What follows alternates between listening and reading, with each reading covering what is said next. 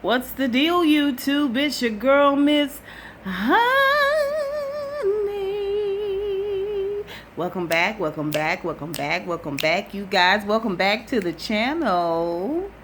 You guys already know today has been riveting. It is Tuesday, May 29th.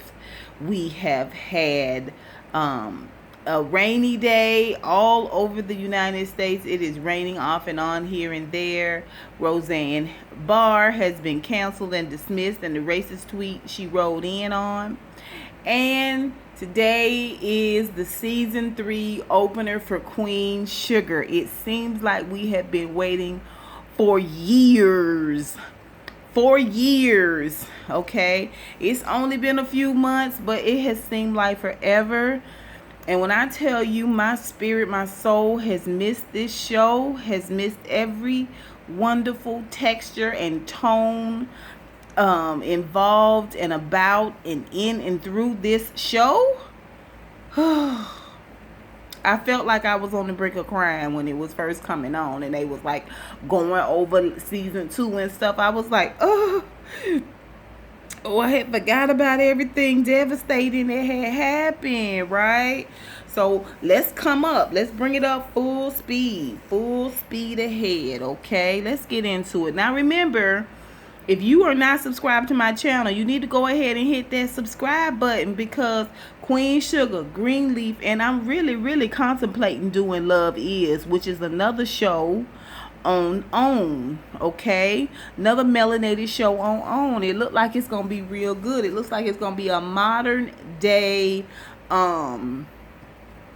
what was the movie that I think Sanaa Lathan and Wesley Snipes, Disappearing Acts. That's what it feels like. It's giving me that feel, and I was a fan of that movie, so I think I might do it, y'all. I'm gonna see. I'm gonna see. But let's get into Queen Sugar, okay? This episode 1 of season 3 was called Unto the Sun. Now, you guys know I don't really go scene by scene. I really go character by character. If you're new to my channel, I also pick an MVP for the episode. Someone that really knocked it out of the park, really had impact and on me during the show. And you know, sometimes my honeybees agree with me, and sometimes they take their own picks, and I have to agree with them. You know what I mean? But though that's how we work it. Here we go. So this episode, like I said, is called Unto the Sun, and it opens with Charley. And Charley is taking a run. We don't know where she's running, but I mean, it looks like a park of some sort. And she's running, and there's a pickup truck that drives by, and the individual hollers something out. Now, I don't know what the guy hollered out, but he had all this, you know, writing on the car like you do when your kids are graduating or there's a Georgia game or something. You know, they write off with that white writing on the car. Whatever he said gave her pause. I could tell whatever he said from that vehicle didn't sit well with her.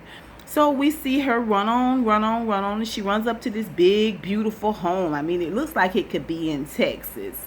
It looks like it sits on a lot of land, and it's clearly a very big home.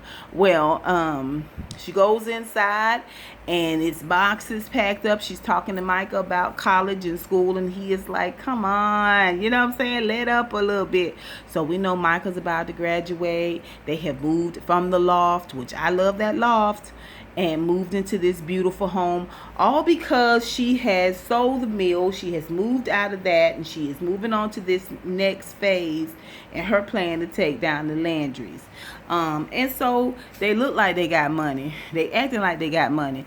But whatever that dude yelled out the window is giving her pause still, because she don't want Micah to be in that room with that window up. Okay, then we're gonna revisit that window again, I promise you. Not in this episode, but in future episodes. I promise you that open window is gonna be an issue, because she closed it twice in this episode and locked it. Now then we see the Landrys. She go to meet the Landrys, and Charley got on a blue dress. Now y'all know it's a song, Devil with the blue dress, blue dress, blue dress, devil with the blue dress on. Now I'm not calling Charley no devil, but she's gonna definitely be a fly in the Landry's ointment. She has got a plan. Well, of course, Jacob Boudreaux is there. You know, he's the Landrys and the Boudreaux are kinfolks. And he feels like he's done something big by bringing in Charley Baudelaire and the Queen Sugar Mill and all that stuff. And he feels like he's going to be a part of the deal, the sign off, you know, on the deal. And Landry sends him on his way. To his dismay, he wants to be alone with Charley. Now, they both got lust in their eyes for Charley. They both do. Okay. And so she's trying to figure out what's going on. You trying to break the deal? He was like, no. I'm going to give you the 1% you're asking for. And the exchange, considered a peace offering, because we get you. We get all your knowledge and your know-how and all of this. And this is going to be... And just the way he's looking at her, I could tell if this was back in slavery days, he would slap her hard across her face and throw her up on that table and rape her. He would. He wouldn't even have all this sugary, sweet, southern tone, all these... sneaky sideways innuendos. He wouldn't have had none of that for her. He would have just brutalized her. Okay, but it's a new day. It's a new dawn. All right. So Charley goes ahead and lets him know, listen, I'm happy to be here. Nothing to see here. And you can just see. Like I said, you can just see the lust in his eyes.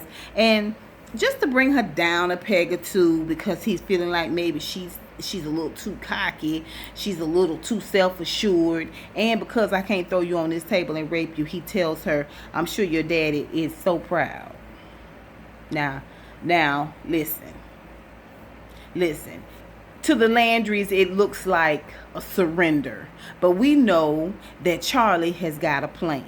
Okay, we know that Charley's got a plan, and we believe in Charley, and we're going to stand by Charley. We also see later on, she goes to the house and she's talking to Ralph Angel. They've all gathered to Aunt Vi's house for the big high school game. And she tells Ralph Angel, I'm going to eat them from the inside out like a worm. They won't even know what hit them. Here's the plan. Just kind of calms Ralph Angel down and reassures in her own spirit why she's doing all this. Stay focused. Don't get afraid. Don't let them see you. Don't let them see you. You break. You scared. Don't let them see it. It's a reassurance for herself too. Okay. Later on, when they all go to the game, Charley spots the cowardly cop that assaulted Micah. All right. Now, she got a lot of fear in her heart. One reason she got fear in her heart, because here's the man. It's right here. He right here in front of me. Am I going to do what I said I would do if I ever saw him again?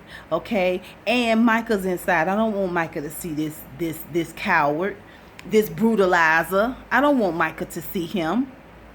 Okay, because Micah has gotten a new camera for Christmas. He's into photography. He's going to college. She don't want to sully this. The whole family is together, and she noticed that the man got his grandson with him. She notices this, and she calms herself down and talks to him just regularly, just making small talk, sizing him up, trying to see what's going on. Later on, when Micah runs up next to her, she almost protects him to the point of knocking him down, but instantly she wants to gather him up and keep him close to her, especially in the presence of this brutalizer, right? So we go on back in the game, and we see Remy down there on the end of the pew, on the end of the bleacher, not the pew. and he is smiling and laughing and talking to people, and she is smiling, laughing, and they see each other, and he gives her the and looks straight ahead. Cuts like a knife.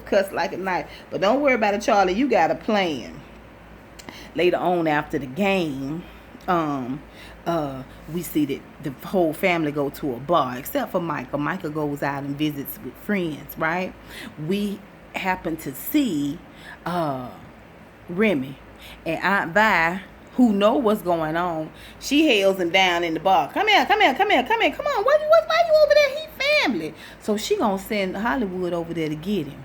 And you know Hollywood would have went. You know what Hollywood would have went? Because Hollywood is our man. He do anything for us. And Charley decides she gonna go on over there and talk to him. And so Charley goes over and tries to get him to come over. Aunt Vi, Aunt Vi consider you like family. We can just end all this and talk like friends, and you can come on over. He was like, that'll be a hell no. I think I'm gonna sit right here and mind my own business. What's done is done. Poof, be gone. Her face cracks a little bit, but don't worry about it, Charley. You got a plan. You got a plan, okay? And your plan don't have to be his plan. All right, and he don't have to understand, okay? But he'll understand in the sweet by and by, Charley. He'll understand in the sweet by and by. When Charley leave Remy, she go back to the bar to get herself a drink, and guess who's there? Jacob Boudreaux. And he wants to make slick slide comments too about what we're doing is a secret. It's almost bad. It's dirty. And she instantly realizes he being fresh, he being a creep, and he trying to see if she gonna bite. She look over his shoulder and see Remy watching her, and she's like, I don't think so. I don't think so. Okay, later on at the end of the episode, we see Charley talking to Prosper. And we learn that Prosper has to have back surgery, so he won't be able to help Ralph Angel with the crops this year. And she reassures him that, she's got, her and Nova's got his back, and Ralph Angel's got his head on straight, and he's got a plan, a solid plan, and he's got a good foundation. And she assures him also that she is going to take care of this community. Okay, she reassures him, and it's reassuring her as well. And looking at Charley sitting there wrapped up and sitting in that rocking chair, she's really a beautiful woman. A beautiful woman. I mean, it just looks like she grew right out of the ground. She's so natural and beautiful. It's just everything. Everything. Let's talk about Nova. Now, Nova is trying to get a book deal in New York. So she's sitting there between two Caucasian women, and they're talking about, a little bit about her and her career and what they want. And actually what they want to do is take the body of her work, the collection of her written articles and speeches, and create sort of a poetry book out of them, put the compilation together into one book. And she's excited about it, sort of tell the story of her coming up and her activism and her, civic duties and all of this stuff. And she's not overly inflated and excited. She's cautious. She's not sure, but she is like, okay. Now, one woman is sitting there, and she's going to be the woman that Nova's going to be working with in order to put everything together. And she tells Nova, tell me a little bit about yourself. And Nova does. She tells a little bit about her coming up and all the things she had always hoped for and all the things she always wanted. She's always wanted change. And again, the woman is looking at her like she could eat her up. She is looking at her very seductively. It's very slight, but it's there. It is there. You can tell that she is looking at Nova like, you are the prettiest cup of coffee. Okay, the most beautiful melanated specimen I have ever seen. I could kiss your lips right here, right now. That's how she was looking at her. Very slight, but it was there. Meanwhile, the other woman, who's the money person, I'm assuming, she begins to tell Nova about, first of all, she makes a reference about Nova leaving behind, the ward and the parish and moving on to New York and doing all these other things. And all you hear is, we want, we see, we feel for your life, for you, for your book, for your career, for your future. We see, we want. Okay, and Nova's feeling a certain type of way. Still excited about the offer. It says you've arrived. It says that people consider you valuable, but at the same time, what's that feeling? What's that feeling that she's feeling right here? She's not sure. Later on, she goes over to see Aunt Vi. Aunt Vi has just come back from Venice, baby, and she is feeling good. Y'all know Hollywood done won that settlement, okay, from his job when they had explosion on the rig. And he done took Ep1 to Italy. So she come in, she celebrating, and Ep1 was like, what's going on with you? So she told her about the book and all that, and Ep1 was like, good. This is wonderful. This is great. This is what you wanted. But still, what is that feeling? What is that feeling? Okay, now they gonna all get together and look at the pictures. That's why they at Vi house. Look at the pictures from the trip, and then all gonna pile up and go to the game. Well, in comes Charley. And her and Charley are sitting there and talking like sisters, and cause they sisters. And Micah's taking a picture of them. It's just a warm time. Like the family is all together, right? Like we love the Borderlones like this. Well, Charley tells her, it's almost like Charley is compelled. Like the Lord told Charley, don't you do nothing else before you tell Nova this. And she reminds Nova about Nova having a picture, a poster of Ida B. Wells on the wall, and how much she wanted to be like her. And she reminds her of her strength. She reminds her of her wisdom and her purpose. And it's just what Nova needs to hear. Now, it doesn't mean that she's going to write the book and run off to New York and all of that. It just means staying strong, staying firm in what you believe. Trust what you're feeling. Trust yourself. You've always known. You have always known. Okay, that your story will be told and you will be great. Doesn't mean it's going to be this book. Doesn't mean it's going to be in the parish, but it's going to happen. Won't he do it? Yes, ma'am. Okay, so later on at the game, there's a protest, and Nova is compelled. It's a small protest led on by some of the high school students while the national anthem is being sang by a Caucasian girl. They walk out, 4 or 5 of them, and they kneel.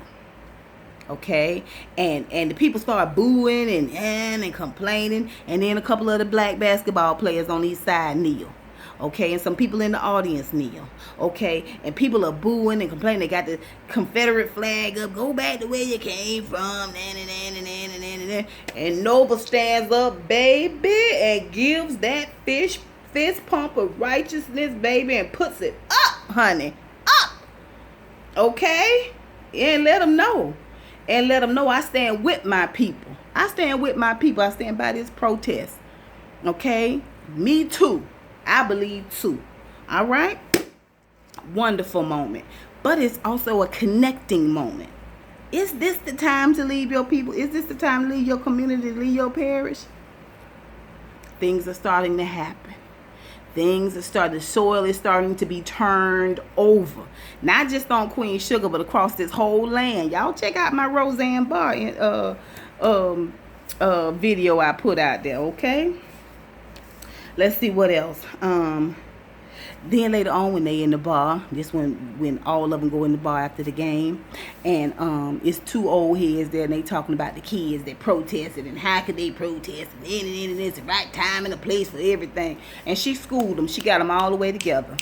What you will do is support our youth. What you will do is stand by right. What you will not do is sit here and act like what they did was not courageous. What they did was not an outstanding thing to do, especially the courage it must have taken to do it. Okay, put them right to shame. Every step of the way, it's kind of coming together for Nova what she needs to do now. Okay, I feel. But let's move forward. Later on, she talking to those youth like in the high yellow. And what I love so much about this show is not just the textures and the tones. I mean, y'all know how I feel about Nova, the earrings, the prints, everything. She's magnificent. She's beautiful in every way. But baby, them youth sitting at that table at the high yellow, you tell me if it didn't look like a 1970s photo. Did you see that afro? Did you see that fade? Huh? Did you see that girl sitting at the table looking like Rosa Parks? I see you, Ava DuVernay. I see you, girl. I see what you doing. You popping out melanation everywhere. You popping it out. Little pieces of history. You're reminding us. It's reminiscent. It's just, y'all, this show is everything you need it to be. And on a day like today, oh yes. Oh yes, we needed Queen Sugar. Oh yes, oh yes. Let's move on to Ralph Angel, okay? We ain't got much time here. Listen, Ralph Angel is catching it. okay? Because he got Blue, and Blue is giving him the fits. Blue is acting out because he misses mama. He knows something going on. He know folks ain't telling him. He don't like it. He's getting older. He's and getting more braver. He ain't, Kenya, what do you think? He coming out of that. He challenging Ralph Angel on every hand. He see the boxes with Darla stuff in it. He want to know why you packing up mama stuff. When mama coming back? Mama makes me breakfast. He ain't trying to get ready for school. Ralph Angel is having to use his patience every step of the way. Getting in trouble at school. He's shoving folk. The whole nine. And Ralph Angel, he's got his own thing going on. He's got his own feelings about the situation going on. He got a lot on his mind. And it seems like Ralph Angel brews a lot. But, man, it really is a great example of the weight that a black man has on his shoulders. Especially when he has a family. Especially when he has responsibilities that he's taking care of actively. Like, you can just always see it on Ralph Angel's face. Later on, when they all gather at Aunt Vi's and Aunt Vi in Hollywood talking about getting married in a big wedding, he feels some type of way because that was supposed to be him and Darla. And it just did not happen. I don't think it's going to happen. But I'm prepared to be wrong, and I hope that I am. Okay, so later on, after the game, he is, first of all, during the game, Blue is running all off and he trying to talk to him. And he is this close to losing it on Blue. And Charley notices, but at the moment she notices, it's the same time she looks and see the cowardly cop. Okay, so she puts it kind of on the back burner of her mind. But it's clear that Ralph Angel is coming to his wits' end with Blue acting out and being by himself. I mean, you can tell they sick of each other. They used to having Darla in between them. She's the beautiful rose amongst the thorns. She keeps the house nice. She keeps the energy nice. She keeps it balanced. And they both miss her, except Ralph Angel hates her. He loves her and hates her all at the same time. All right. So when they leave the game, he putting Blue in the car. Him and Blue arguing all the way about the seatbelt of all things. This is how you know they sick of each other. He walks around the car and guess who's there? Tamika. Y'all, y'all ain't together no more. Word on the street, y'all ain't together no more. He's like, what do you want, Tamika? First of all, when a man do you like that, when a man answer you like that, when a man addresses you in that manner, he don't want to be bothered. Go on about your business. Don't keep talking to that man trying to get him to see you for who you think you are. Okay, if he don't see it and he don't know, keep moving. Okay, and she trying to get him there. You got my number. You call me if you ever need anything. I was like, okay. Later on,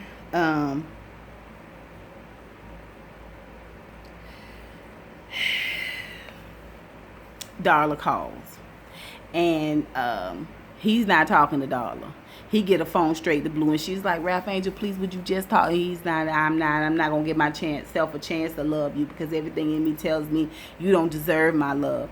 Gives the phone to Blue. He can see that Blue has a completely different attitude with Darla than he has with her. It hurts his feelings, but at the same time, he hears Darla discipline Blue, and it pricks his heart. Okay? The next thing we see is kind of tough, and that's Ralph Angel sitting and waiting to get the results and find out if Blue is his child or not. Okay, and we find out that Blue is not his, and all Ralph Angel could say was, it don't matter, it don't change nothing, this don't change nothing, this don't change nothing. Now Charley and Nova was with him, and I was grateful for that. Ralph Angel didn't full on break, but he's broken. He's broken. All of us felt like Blue would be his. But I made up in my mind that Blue is a borderline no matter what. I have made up in my mind that Blue is a borderline no matter what. And not because this is a show, but if the tables was turned, I wouldn't hesitate to encourage my brother to raise Blue and love Blue and adopt Blue and be Blue daddy. I wouldn't think twice about it. I would support him in any way I could. Why not? Why not? Why not? Blue is your baby. I don't care what the DNA say. Blue is your baby. Okay? It don't matter. This don't change nothing. Later on, we see Ralph Angel sulking on the porch drinking. Tamika pulls up. He tells her we ain't going in the house. Okay? And she comes around there and accepts all that pain and that frustration in lieu of love. Because a piece of man, as my mama say, for some people, is better than no man at all. Okay, y'all, we ain't got long. Let's talk about Aunt Vi. Aunt Vi is not fragile. As much as Hollywood want to take care of Aunt Vi, he want to fold her up and put her in his top pocket. He cannot. He cannot. He loves her. We love her. We love you, Hollywood. But you cannot protect Vi from all things. And she explains that to him. Let's talk about Micah. Micah is feeling the seeds. Micah is feeling the seeds of activism. He is feeling the growth and the attraction of his own personal activism. Okay? And I can't wait to see it flourish. I cannot wait to see him come out of that shell and decide this is what I want to do. Y'all, this episode was everything. It was so good, you guys. I mean, I can't wait to hear what you guys thought about the whole episode. For me, the MVP of this episode was Charley Bordelon. Every step of the way, Charley Bordelon was giving us confidence, except with that whole Remy situation. But still, at the same time, I feel like even that too, she's gonna overcome. This is just part 1. Tomorrow is part 2, you guys. Stick with me on this. Remember to comment down below, share this video, and subscribe already if you haven't. Until next time, honeybees. Mwah, mwah, mwah.